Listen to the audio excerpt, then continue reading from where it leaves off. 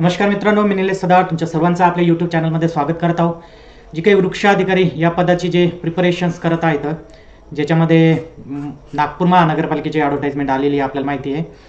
तर मुलांनी कमेंट्समध्ये काही त्यांचे प्रश्न टाकलेले होते, ते आज मी डिस्कस करणार आहे. आपण त्याच्या व्हिडिओमध्ये आपण मुख्यतः काय बघणार आहोत, तर साधारण ही परीक्षा केव्हा होणार आहे. साधारण म्हणल्यापेक्षा 90% 80% हे म्हणजे कन्फर्म आहे की ही परीक्षा केव्हा होणार आहे. ही डेट तुम्हाला मी आजच्या व्हिडिओ सांगतो, परीक्षा केव्हा होणार. ओके, परीक्षा केव्हा होणार हे खूप महत्त्वाचं आहे. दुसरा पॉईंट जो राहणार आहे तो सिलेबसबद्दल. तर मी ऑलरेडी या सिलेबसवर बोललेलो आहो, पण तरीसुद्धा तुम्हाला सांगतो की परफेक्टली कोणता सिलेबस असणार आहे या परीक्षेला. आणि तिसरा जो महत्त्वाचा पॉईंट होता की याच्या आधी काही एक्झाम घेतलेली होती का, म्हणजे याच्या आधी एक्झाम झाली आणि याचे प्रश्न कसे राहतील, हा सगळ्यात महत्त्वाचा होता की टेक्निकलचे याचे प्रश्न कसे राहतील हे आपल्याला आजचे बघायचं आहे. तर बघा, व्हिडिओ शेवटपर्यंत बघा. नवीन असाल तर चॅनलला सबस्क्राईब करा, बेल नोटिफिकेशन ऑन करून ठेवा. तर आज तुम्हाला एक नवी दिशा आजच्या व्हिडिओमधून जे ट्री ऑफिसर वृक्षाधिकारी या पदाची जी तयारी करत आहेत त्यांना एक नवी दिशा या व्हिडिओच्या माध्यमातून भेटेल. दुसरी महत्त्वाची गोष्ट म्हणजे अजून या महिन्याच्या शेवट किंवा मार्चमध्ये अजून काही महानगरपालिकेच्या ॲडव्हर्टाइजमेंट येणार आहेत. त्याच्यामध्ये सहाय्यक उद्यान सहाय्यक किंवा वृक्षाधिकारी किंवा गार्डन सुपरवायझर असं पदं असू शकतात. आणि त्याच्यासाठी कृषी जे ग्रॅज्युएट आहेत ते त्याला इलिजिबल राहणार, सर्व कृषी. ओके, तर सगळ्यात महत्त्वाचं म्हणजे सर ही परीक्षा केव्हा होणार. तर ही डेट फिक्स आहे असं समजा की जवळपास 21, 22, 23 मार्चला ही परीक्षा होऊ शकते. किती? 21, 22, 23 मार्च, किंवा मी तुम्हाला म्हणतो की जो शेवटचा आठवडा आहे मार्चचा, शेवटचा जो आठवडा आहे तर या आठवड्यामध्ये ही परीक्षा होऊ शकते. 21, 22, 23 मार्च, म्हणजे मार्च महिन्यामध्ये वृक्षाधिकारी या पदाची एक्झाम होऊ शकणार आहे. तर हे 80% ही डेट पकडून चाला तुम्ही, अलग लक्षात. 80%. म्हणून हा तुम्ही आता विचारू नका की बा ही परीक्षा केव्हा नाही. आता फक्त तुम्हाला तुमचा टेक्निकलचा सिलेबस कसा कव्हर करायचा आहे त्याच्यावर फोकस पाहिजे. ओके, 2 नंबरचा आता प्रश्न झाला. 1 नंबरचा प्रश्न तुमचा सॉल्व्ह झाला. 2 नंबरचा प्रश्न तुमचा होता की याचा सिलेबस काय आहे. मग बघा, एक गार्डन सुप्रिडंट किंवा याला आपण ट्री म्हणजे गार्डन सुप्रिडंट किंवा आपण उद्यान अधीक्षक म्हणू शकतो, याला उद्यान अधीक्षक वृक्ष असंही म्हणू शकतो, उद्यान निरीक्षक गार्डन इन्स्पेक्टर आणि हॉर्टिकल्चर सुपरवायझर, हे जे पनवेल महानगरपालिकेने परीक्षा घेतलेली होती त्याचा हा सिलेबस दिलेला आहे, जो मी ऑलरेडी डिस्कस केला आहे मागच्या व्हिडिओमध्ये. पण पुन्हा एकदा सांगत आहो की हा सिलेबस तुम्ही चांगल्या पद्धतीनं तयार करून ठेवा. कारण जर आपल्याला सिलेबस दिलेला नाही आणि जर ही परीक्षा TCSच घेणार आहे तर सेम 100% तुम्हाला सांगतो की हा सिलेबस तिथं राहू शकतो. अलग लक्षात, हा सिलेबस तिथं राहणार आहे. त्याच्यामुळं हे जे काही सिलेबस हे पॉईंट दिलेले आहेत तर हे पॉईंट करणं गरजेचे आहेत म्हणजे अभ्यास करताना. कारण मी ज्यावेळेस याचे प्रश्न बघितले तर त्यांनी सिलेबसनुसारच प्रश्न विचारलेले आहेत. दुसरी महत्त्वाची गोष्ट याच्यामध्ये अशी आहे की जर पुढं कृषी विद्यापीठाच्या भरती झाल्या तर त्या सुद्धा TCS घेणार आहे. त्याच्यामुळं TCSचा कृषीचे प्रश्न विचारण्याचा पॅटर्न कसा राहणार आहे हा तुम्हाला इथं समजून येणार आहे. आणि GS झालं त्याच्यातलं मराठी, इंग्लिश, बुद्धिमत्ता हे सगळं तुम्हाला करायचं आहे. हेच तुम्हाला जर कृषी विद्यापीठाच्या भरती झालं तर हेच तुम्हाला पॅटर्न तुम्हाला माहिती होणार आहे. त्याच्यामुळं खूप गरजेचं आहे. बघा, मग याच्यात स्टाईल ऑफ गार्डनिंग का आहे, लॉन डेव्हलपमेंट का आहे. लॉन डेव्हलपमेंट आणि ते वेगवेगळे जे ग्रासेस आहेत याची नोट्स मी आपल्या याच्यात रविवारपर्यंत अपलोड करतो. ओके, आपलं जे ॲप आहे त्याच्यात मी अपलोड करतो. Road side plantations, trees, shrubs हा सिलेबस आपल्याला राहणार आहे. फ्लॉवरिंग शर्ब्स, हेजेस, बोन्साई वगैरे काय आहे तर याचा सुद्धा नोट्स मी आपल्या आपलं जे ॲप आहे सदार ई ॲग्री प्लॅटफॉर्म हे आपलं प्ले स्टोअरला ॲप आहे. ज्याने टेस्ट सिरीज घेतलेल्या आहेत त्यांना मी सध्या एकच नोट्स टाकलेली आहेत, पण बाकीच्या 2 नोट्स ज्या आहेत त्या अपलोड करणार आहे. संडेपर्यंत अपलोड होतील, अलग लक्षात. तर त्याच्यात बोन्साई वगैरे काय, त्याचं मेंटेनन्स वगैरे हे सुद्धा दिलेलं आहे. ॲन्युअल फ्लावर्स, त्याच्यानंतर topiary, indoor outdoor potted plants, propagations of roses, आणि हे काही फ्लावर आहेत यांचं थोडं डिटेल करा. रोजेस झालं, क्रिसॅन्थम झालं, दहलिया, बोगनवेलियावर प्रश्न विचारलेला आहे ऑलरेडी. हँगिंग बास्केट का असते याच्यावरही प्रश्न विचारलेला आहे ऑलरेडी. कोण विचारलेला आहे? पनवेल महानगरपालिकेने. त्याच्यामुळं ते प्रश्न खूप IMP असणार आहे, तर जे मी आज इथं घेणार आहे. आणि त्याच प्रश्नाच्या म्हणजे त्या प्रश्नाचं स्वरूप बघून आपण जे वाचत आहे तर आपल्याला किती डेप्थमध्ये वाचायची गरज आहे हे आज तुम्हाला इथं क्लिअर होऊन जाईल. दुसरी कल्टिवेशन्स ऑफ कट फ्लावर, जेवढेही कट फ्लावर येतं याच्यात रोजेस आलं, ग्लॅडिओलस आलं, ऑर्चिड्स आलं, ट्युबरोज आलं, लिलियम आलं, अँथियम आलं, एक ग्राउंड कव्हर्स, मेडिसिनल प्लांट्सवरही 2 प्रश्न होते. Centre shrubs and trees propagations, plant protection, nursery management, हे सगळं मी ऑलरेडी सांगितलं आहे. पुन्हा एकदा तुम्ही हे बघून घ्या आणि या पद्धतीनं अभ्यास चालू करा. आता महत्त्वाचं म्हणजे की हा जो पनवेल महानगरपालिकेचा पेपर होता, तर ह्यो आपल्याच एका जणांनी आपल्याला शेअर केलेला आहे हा पेपर. हा जो पेपर घेतलेला होता पनवेल महानगरपालिकेने आणि याच्यातले आपण जे मुख्यतः आहे हे टेक्निकलचे प्रश्न आज आपण इथं बघणार आहोत. टेक्निकलचे तर प्रश्न 40 विचारलेले होते टेक्निकलमध्ये. आपल्याला सुद्धा 40 प्रश्न टेक्निकलमध्ये राहणार आहेत, खूप इम्पॉर्टन्स राहणार आहेत हे. तर मी 40 प्रश्न नाही घेतले, मी फक्त इथं तुम्हाला 10 ते 11 प्रश्न इथं मी घेतलेले आहेत की प्रश्न कशा पद्धतीचे असणार आहेत. मग तुम्ही म्हणसाल सर हा पेपर, तर काही काळजी करू नका. हा जो पूर्ण पेपर आहे तर हा मी आपलं जे ॲप आहे सदार एग्री प्लॅटफॉर्म, हे ॲप आहे ज्यांनी आपल्या टेस्ट सिरीजचा कोर्स आणि नोट्सचा कोर्स जो आहे ज्यांनी परचेस केलेला आहे त्यांच्यासाठी मी हे त्याच्यात ॲड करत आहो. म्हणजे ही टेस्ट सिरीज तुम्हाला त्याच्यामध्ये अपलोड करत आहो. आता इथं बघा हे मराठीत प्रश्न येतं, पण तुम्ही सिलेक्ट करताना इंग्लिशमध्ये सिलेक्ट करू शकता. त्याच्यामुळं डोंट वरी, तुम्ही इंग्लिशमध्ये तयारी करत असाल तर इंग्लिशमध्ये हे इथं सिलेक्ट करायचे. टेक्निकलचे प्रश्न सगळे इंग्लिशमध्ये तुम्हाला येतील. अलग लक्षात, जे मराठीवाले तयारी करत आहेत त्यांनी मराठीमधून करा, नो प्रॉब्लेम. तर हे सगळी जी ही पूर्ण प्रश्नपत्रिका आहे पनवेल महानगरपालिकेची, ज्यांनी जो सिलेबस दिला होता त्यानुसार जे विचारलेलं होतं, ही पूर्ण प्रश्नपत्रिका मी आपल्या ॲपला टाकणार आहे. ओके, ज्या 9 टेस्ट सिरीज टाकलेली आहे, ही एक टेस्ट सिरीज, त्याच्यात टेस्ट सिरीज म्हणजे ह्या एक क्वेश्चन्स पेपर त्याच्यात टाकत आहोत. 10 एक टेस्ट सिरीज लवकरच येईल आणि नोट्स सुद्धा एक टाकलेली, अजून 2 अपलोड करणार आहे. जो सिलेबस आहे त्यानुसारच. तर आपण आज प्रश्न बघू म्हणजे तुम्हाला लक्षात येईल. आता हा विचारला होता की बा खालीलपैकी कोणते इकबिना किंवा एकबिना हे कशाचे संबंधित आहे. याचं उत्तर 100 पैकी ज्यानेही ॲग्रिकल्चरचा अभ्यास केला त्याच्यातले 70 ते 80% मुलं याचं उत्तर देत होते. त्याच्यामुळे हा सहज सिंपल प्रश्न होता.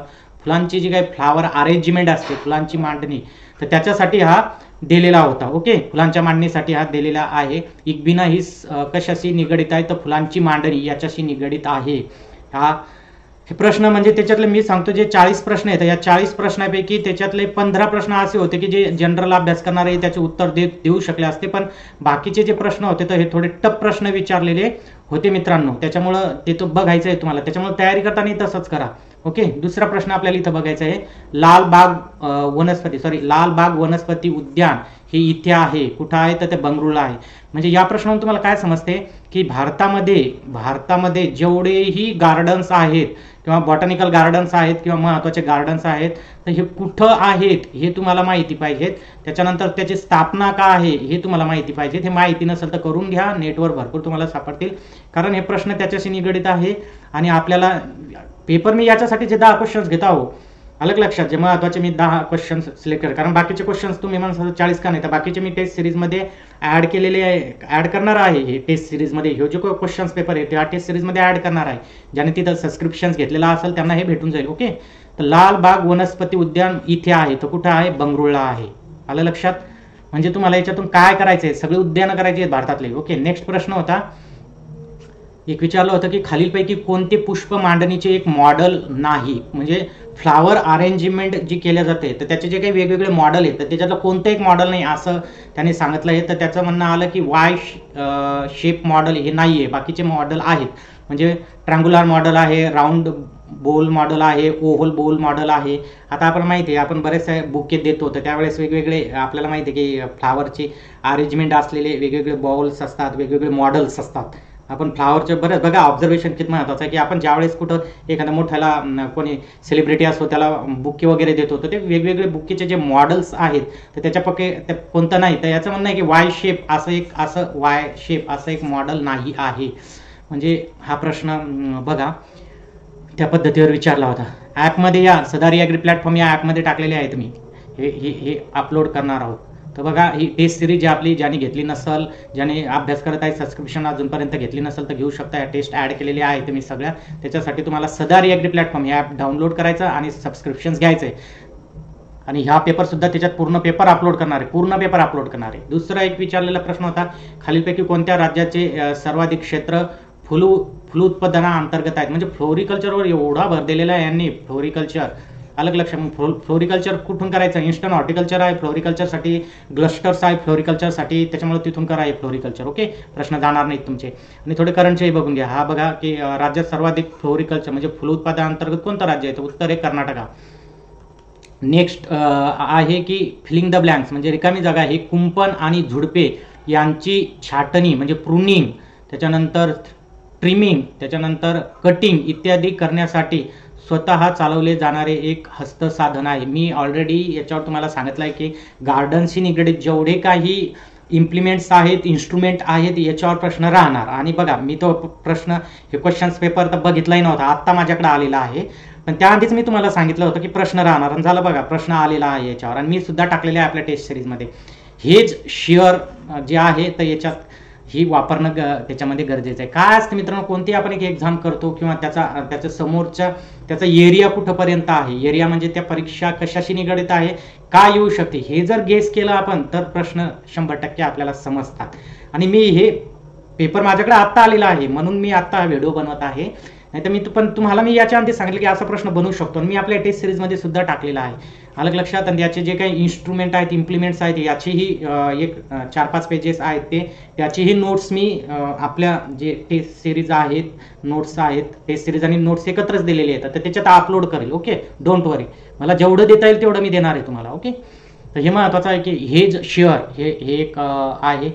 त्याच्यानंतर एक यांनी विचारलेला होता की फुलांच्या मांडणीच्या पाश्चिमात्य शैलीमध्ये खालीलपैकी कोणते एक फुल हे बहुतेक वेळा पूरक म्हणजे फिलर म्हणून वापरले जाते. फिलर अलग लक्षात, जसं खतात वगैरे वापरतात तसं इथं फिलर म्हणून काय वापरतात, खालीलपैकी कोणते फुल हे बहुतेक वेळा पूरक म्हणजे फिलर म्हणून वापरले जाते. तर गोल्डन राईस हे वापरले जाते. त्याच्यामध्ये काही क्वेश्चन्स लई ट्रिकी आहेत बरं. हा एक क्वेश्चन तसंच ट्रिकी आहे बघा. गुलाबाची लागवड करण्यापूर्वी 2x1 म्हणजे 2x1 मीटर अंतर राखून फिलिंग द ब्लँक्सचे खड्डे खणले जातात आणि प्रत्येक खड्ड्यात 10 किलो F टाकले जातात. बघा म्हणजे गुलाबाची लागवड करण्यापूर्वी जेव्हा आपण अंतर घेत असतो 2 गुणिला 1 मीटर एवढं अंतर राखून बघा 2.45 सेंटीमीटर इंटू 45 सेंटीमीटर इंटू 45 सेंटीमीटरचे खड्डे घेतल्या जातात. म्हणजे ते बरोबर आहे, तुम्हाला हे टेक्निकल नॉलेज असणं गरजेचं आहे. त्याचे रेशो काय असला पाहिजेत, म्हणजे ज्यावेळेस आपण खड्डाही भरतो तर त्याच्यात मातीचं प्रपोर्शन्स किती असलं पाहिजेत, अलग लक्षात. त्याच्यात तुमचा सँड किती असले पाहिजेत किंवा FIM किती टाकलं पाहिजेत, अलग लक्षात. याचं प्रपोर्शन्स जे आहे ते माहिती असणं गरजेचं आहे. त्याच्यामुळं हे आपल्याला याच्यावर प्रश्न विचारला होता. एक अजून प्रश्न यांनी विचारला, एक घेतलं होतं की बा हार्डवूड कटिंग कशाची केली जाते, तर ते बोगनवेलियाची. मी टाकलेला आहे प्रश्न आपल्या टेस्ट सिरीजमध्ये. बोगनवेलियावर 100% तुम्हाला 2 प्रश्न तरी राहतील किंवा एक तर कन्फर्म राहीलच, अलग लक्षात. म्हणून बोगनवेलिया चांगलं करा. तर हार्डवूड कटिंग, तर हे जे काही फ्लावर्स आहेत ते यांच्या कटिंग्स, यांचं प्रोपोगेशन्स कसं केल्या जातात, तर हे सगळं करावं लागतं. तर त्याच्यामुळं हा एक महत्त्वाचा प्रश्न मी इथं घेतलेला आहे. त्याच्यानंतर अजून हा एक प्रश्न घेतला की रांगेमध्ये वृक्षाचं रोपण हे एकमेकापासून फिलिंग द ब्लँक्स मीटर अंतरावर आणि रस्त्याच्या कडेपासून किमान 5 ते 6 मीटर अंतरावर केले जाते. म्हणजे एखादा रस्ता असला मित्रांनो तर त्या रस्त्याच्या कडेपासून म्हणजे जो काही असा फॉर एक्झाम्पल आता हा रस्ता आहे, ही रस्त्याची कडा आहे, तर याच्यापासून 5 ते 6 मीटर अंतरावर झाड लावल्या जाईल. ते 5 ते 6 मीटर अंतरावर. ओके, कारण तुम्हाला ही माहिती पाहिजे. तर त्याचं म्हणणं आलं की रांगेमध्ये वृक्षाचं रोपण हे एकमेकापासून म्हणजे इथं एक लावलं आणि इथं एक लावलं तर एकमेकापासून अंतर किती असायला पाहिजेत, तर हे 12 मीटर असायला पाहिजेत. किती? 12 मीटर. आता हे मी नाही म्हणत आहे, हे यांनी उत्तरं दिलेली आहेत तर ते मी तुम्हाला सांगत आहे. इथं अलग लक्षात. इथं ऑप्शन यांनी एक चूज केला होता पण राईट आन्सर याचं 2 आहे. 12 मीटर अंतर पाहिजेत. म्हणजे आपल्याला ट्रीचं प्लांटेशन्स करताना त्याच्यातल्या ह्या गोष्टी माहिती असणं गरजेचं आहे. कारण टेक्निकलचा एक प्रश्न तुमचा पोस्ट तुमच्या हातात देणार आहे एवढं मात्र खरं आहे. ओके, कारण इथं आपल्याला माहिती आहे काही एक्सपिरियन्स वगैरे नाही, ज्याला जास्त मार्क तो लागून जाईल. जेव्हा टायअप झालं तेव्हा एक्सपिरियन्सचं काम आहे. नेक्स्ट प्रश्न आहे हा एक बघा. महामार्गाच्या कडेला असलेल्या रिकामी जागा मध्ये वृक्षारोपणाच्या म्हणजे ॲव्हेन्यू प्लांटेशन, याच्यावर मी टाकलं होतं आपल्या टेलिग्रामला ॲव्हेन्यू प्लांटेशन.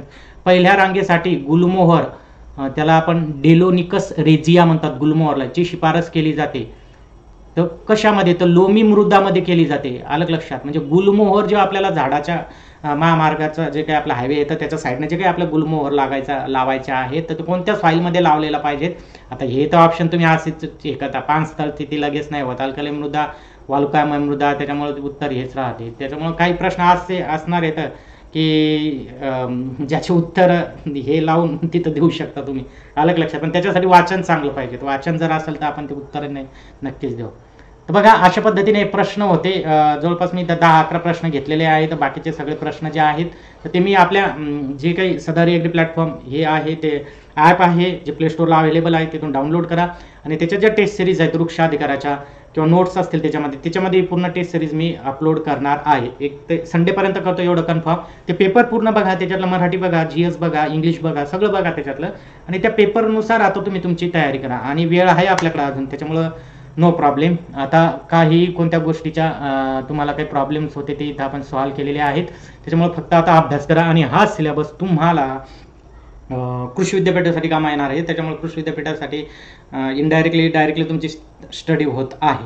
ओके, तर आज आपण इथंच थांबू. कृषी विद्यापीठाबद्दल काय आहे तर लवकर मी तुम्हाला अपडेट देण्याचा प्रयत्न करतो.